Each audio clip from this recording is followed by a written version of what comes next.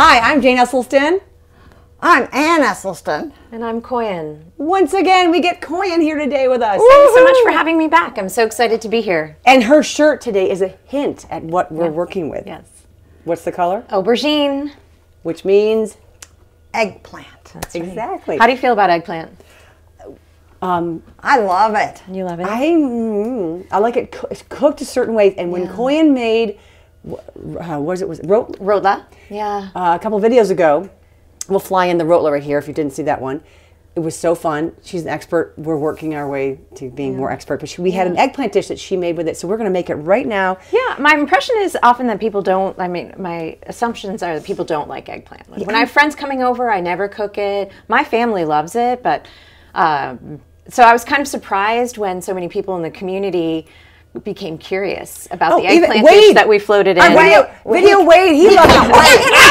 Video Wade, he loves it. That's okay.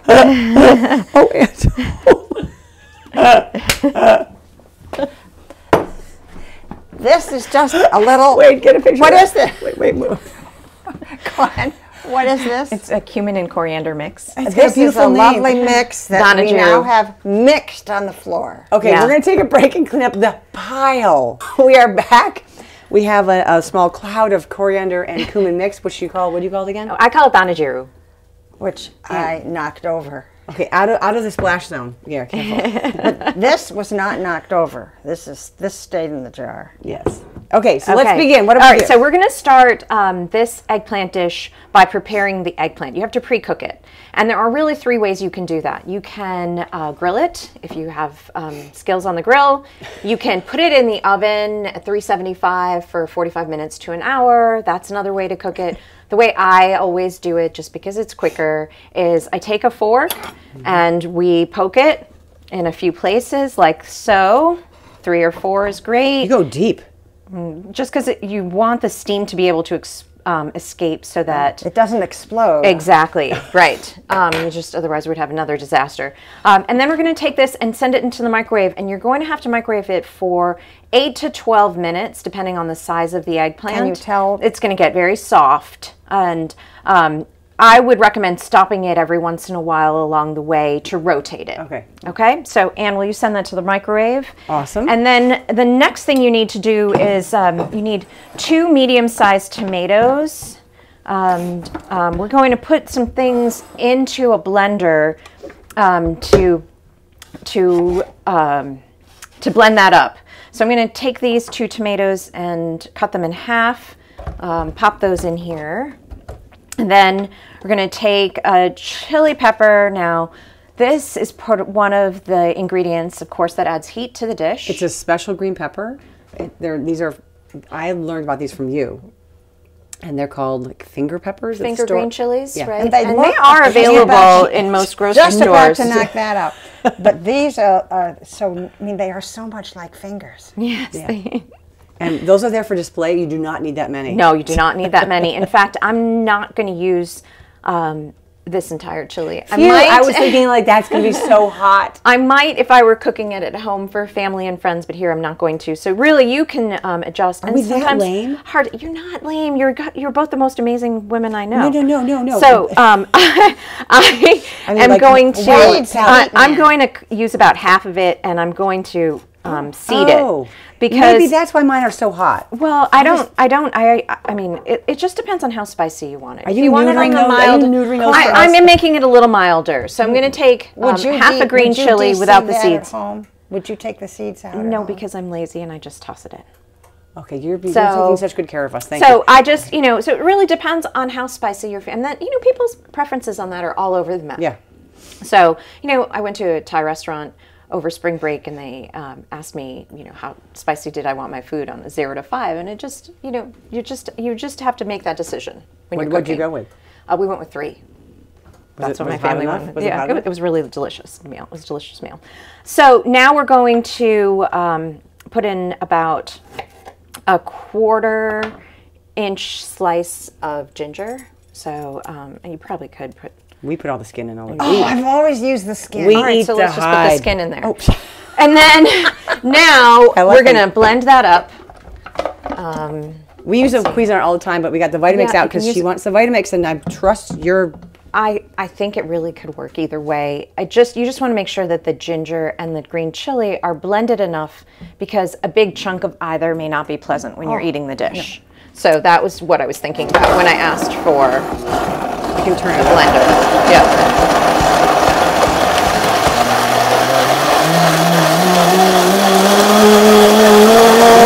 Fantastic, we're done.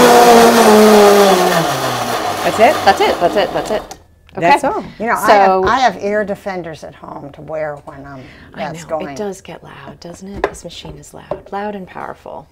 Okay, so we're going to take the tomatoes, the ginger, and the chilies that have been blended, and we're going to bring them over here to a pan where we're going to start to cook them.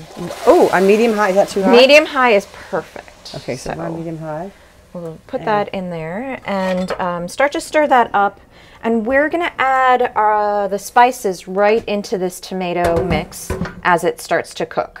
So, okay, great. This is a beautiful pinkish, mauve-ish. What is this color? I love it. It's not aubergine yet. It's not aubergine yet. This is going to be a chance for viewers to use some of the spices that we've used in a couple of the other projects. So we're going to start. Look at her beautiful spices here. So the first thing that we're going to add would be a teaspoon of cumin and a teaspoon of coriander. We have a little bit left. This just happens to be pre-mixed, so but it's a 50-50 mix. So this is the equivalent of a teaspoon of cumin and a teaspoon of coriander. Can you just stir it at all here? Or? Yeah, we can keep it. You can keep stirring it as we go. That would be great. Okay. This is asafetida, or we call it hing in my house. H-I-N-G. H-I-N-G. Hing is so much easier than asafetida. Right. Can you spell that word? Asafetida, maybe if I had a paper and a pencil I could. You just need a pinch of that. So you're going to put in a pinch of the asafetida. What does hing do?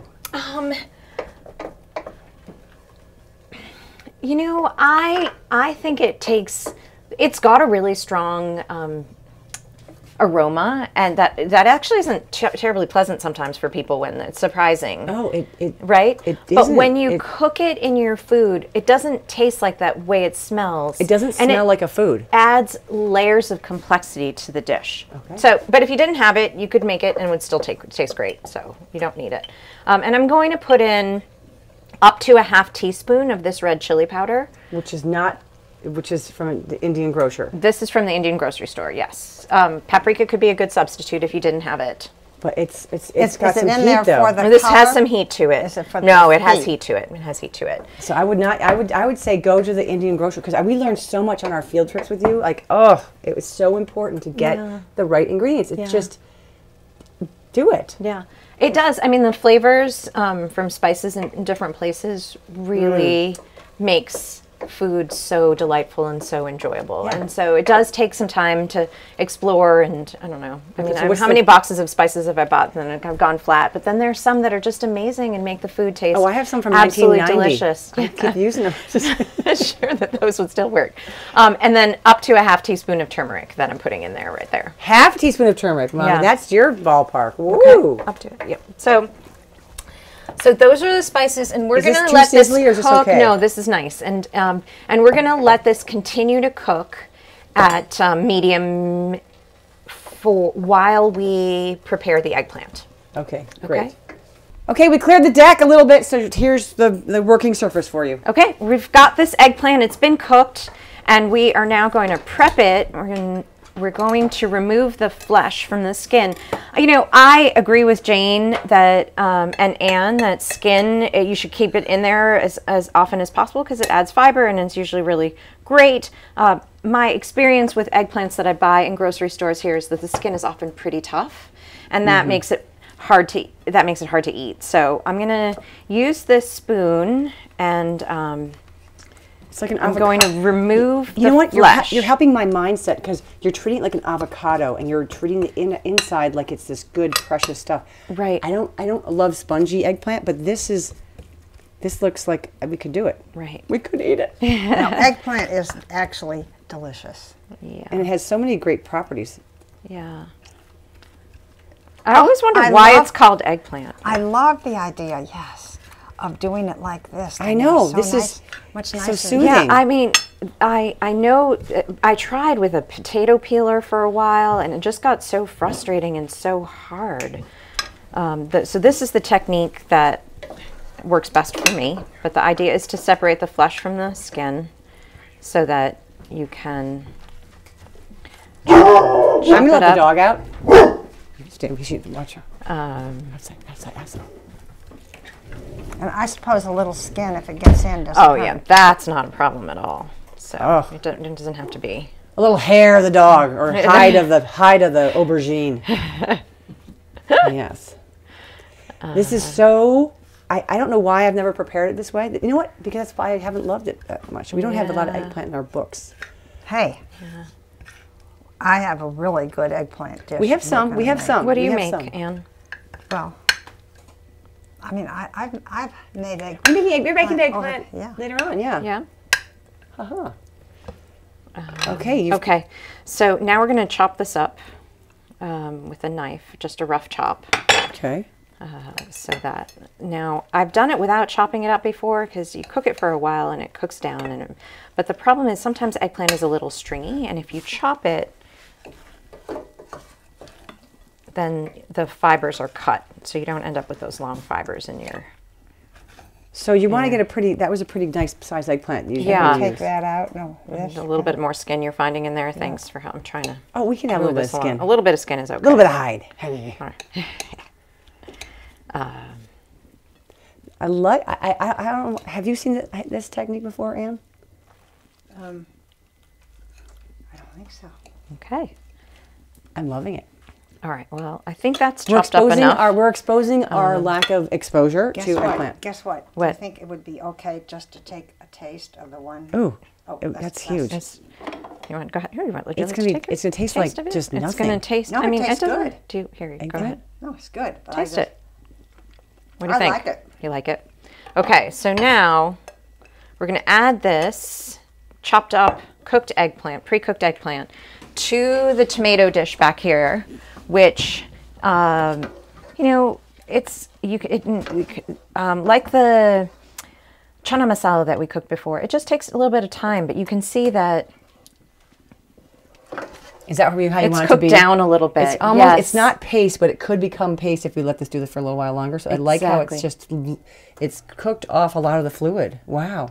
Yeah. So once it's cooked down a little bit and the liquid has been has evaporated, then you add the eggplant in there, and now You keep it on the medium high. keep it on medium high, and you just periodically stir it and kind of mash it. You want to stir it and mash it while it's cooking down. And how long? How long do we do it again? I would say 8 to 10 minutes now. Okay. And then we're just going to do the last finishing steps. Okay. Let's do our finishing steps while this cooks down. Coriander, Then. how do you know when it's right? What Or done, or is it Yeah. all? Is the eggplant kind of dissolved? Into, Yes, yeah. the eggplant will be a little softer, and I think it's all ready. It's just you want to give it enough time for the flavors to come together. That's why you can't rush it. So, I mean, if we tasted it right now, it would be great. It'd be good. It would be great, but just a little bit better if you give it some time to cook. And you want to just keep gets out some of your frustrations.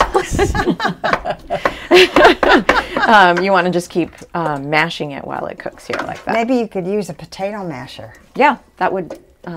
since people are going to ask, can we Yes. talk about what pan you're using right here? Sure. What is the name of this pan? It's just a nonstick pan that I cook a lot of vegetables in. It's got one of those ceramic coatings, and I find it to be a really good pan to cook if I'm cooking without oil, because What kind it is just it? doesn't stick. This is called a green pan. Green pan. And it's got a nice high side. I like Yeah, that. yeah. It just makes it easier and a little less messy in the stove.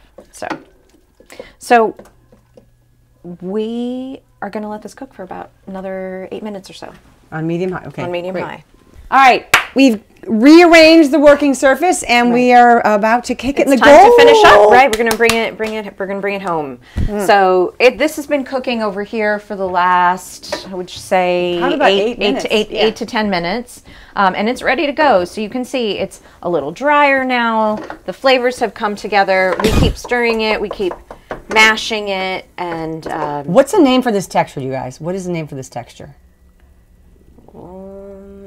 It's not a stew. It's not a. it's a Hummus. spread, It's right? like chili. It's mashed. It's a, Mashed is a good way mashed to put it. mashed spread. A mashed spread. Yeah. Oh, well done, Coyan. A mashed spread. So should we bring it over? Well, I'm going to add just a little bit of some of the finishing touches now. We're going to put in about 1/4 teaspoon of garam masala. And you add that at the last minute That- because that you it could- shouldn't cook. I think it's better when it's not Should we cooked. rough chop and this? then, so yeah, why don't you rough chop that cilantro as garnish to taste, if you like it. And if you don't like it, we you are don't. cilantro lovers around here. So rough chop, rough chop. Is that enough rough chop for you? That's beautiful. Rough enough? Yep. Why don't you bring that over and we'll mix that in. Okay. Lovely. Okay.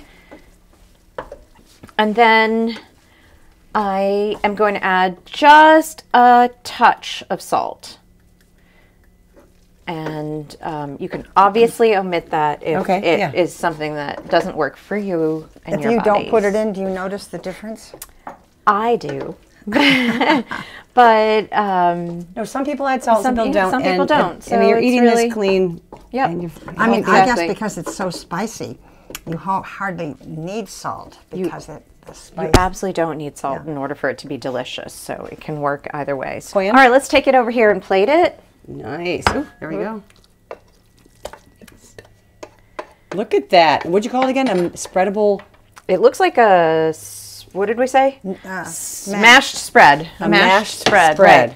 And we have things to spread it on. Yes. Oh. So here it is. This is an eggplant shock. Shock is the term we use for all of the vegetables that we cook in my household. You can have an eggplant shock. You can have a cauliflower shock, potato shock. That's just a word for vegetable, cooked vegetable. But if you were to go to an Indian Indian restaurant, S-H-A-K. sure, right? Yes.